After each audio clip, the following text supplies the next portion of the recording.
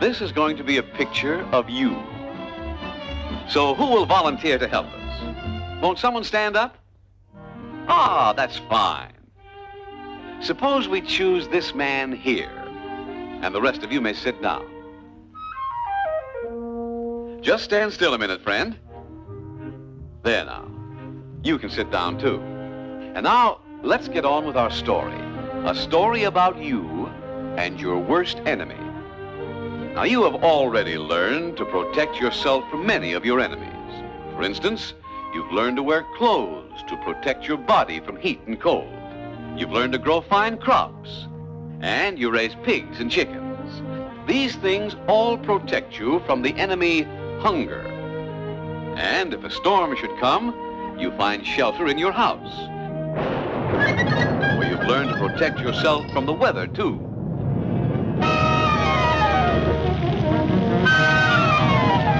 But even your house won't protect you from your worst enemy, an enemy who may be here in this room right now, hiding in the dark corners, lurking in the most unexpected places, a great unseen enemy, deadly and silent, ready to strike in an instant, ready to attack you without warning. No, wait. It's no use running away. No one can run away from disease. Yes, that's right. It's disease that is your worst enemy. For disease can be anywhere. In the air you breathe.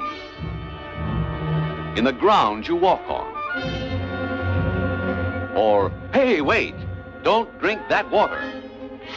Disease can be in water, too. Yes, I know, it looks clear and pure. But you see, disease is caused by tiny living creatures. Creatures so small you couldn't possibly see them. This water may be full of them. But here, let's call on a man who knows all about these little creatures, the doctor. He studies disease every day by using a very wonderful instrument, the microscope. Now, there's nothing mysterious about a microscope. It's just an instrument to make things look bigger than they really are. But suppose we show you how it works. If you don't mind, Doctor, we'll borrow your glasses. Thank you. And, oh, just a minute, Mr. Fly. We're going to look at you through the doctor's glasses. See? These glasses will magnify. That means they will make the fly look bigger than he really is. But let's try a stronger magnifying glass. You see? Now the fly looks even bigger. If we use 2 strong glasses, the fly grows larger again. And if we use 3, or even 4 glasses, the fly begins to look like a monster. Here, let's look at his leg. Why, his leg is covered with hair. And so, through our magnifying glasses, we're seeing something we've never seen before. Now, if we take these 4 glasses, put a tube around them, we have a microscope. Simple, isn't it?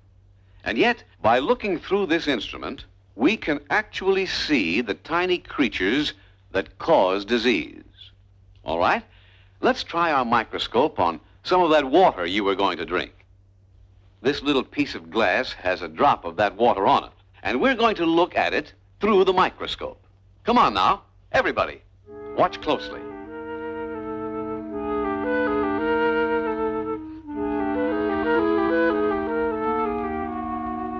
There, see?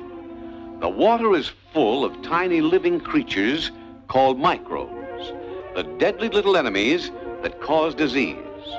Now, perhaps you wonder how these tiny microbes can harm a big, strong person like you. Well, just look at this giant tree, tall and sturdy and strong.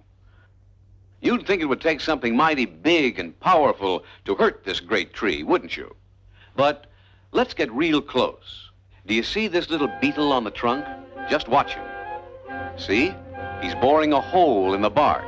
Well, one tiny beetle certainly can't hurt a big tree like this. But suppose we go inside and see what it's doing. Look at that. The beetle's drilled deep into the wood and laid its eggs. And now look, the eggs have hatched, and the young beetles are boring more holes and laying more eggs. Then there are more beetles, and still more, until finally there are thousands of beetles, all eating away at the life of the great tree. Now the tree becomes sick, and before long, the tree dies, killed by tiny enemies much smaller than itself. Now, let's suppose you drank some of this bad water. If we could look inside you, we'd see that the microbes are carried down into your intestines, like this. And now we can watch the little enemies begin their deadly work. At first, there may only be a few of them, but see what is happening. The microbes are growing fat as they eat your body, and as each microbe grows larger, it splits and becomes two. And these grow and split again, and become two more. Now the microbes multiply by the thousands, just like the beetles in the tree. Soon your body would begin to lose its strength, and before long, you are a very sick man, all because of these tiny microbes in the water you drank. But remember, it isn't only in water that we find these little killers. No. With our microscope, we can find microbes almost anywhere. Suppose we take a look around your farm. What's this? You have no latrine? You use the cornfield? Well, remember we said there were microbes in the soil? You see?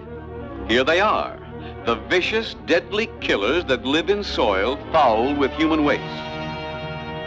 But these microbes are not only in the field. They may be right inside your house. Let's go inside and see. Well, there are some flies on the table.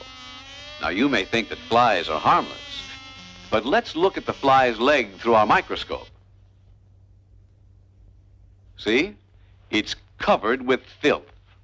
If we look closer, we see the filth is full of microbes from the field where you left your waste. And when the fly walks across your food, he'll leave thousands of these deadly killers behind. But microbes can be found in other places, too. We see that many people sleep in this room, and one of them is sick.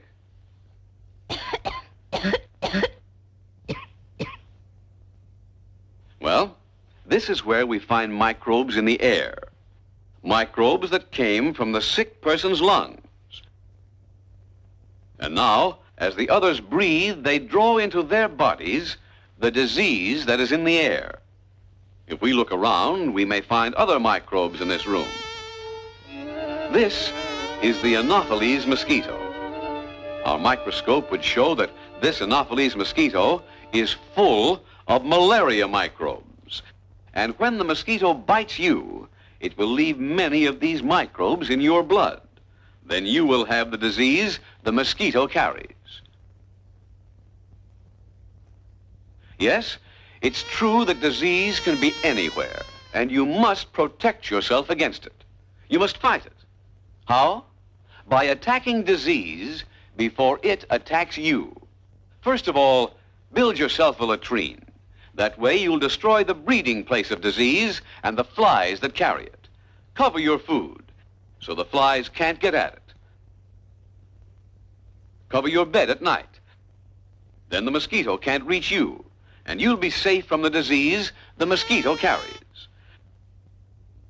So we have seen that there are many kinds of microbes. But remember this, they are all living creatures. Therefore, the microbes themselves can be killed. For instance, the microbes we saw in the water can be killed by boiling the water before you drink it.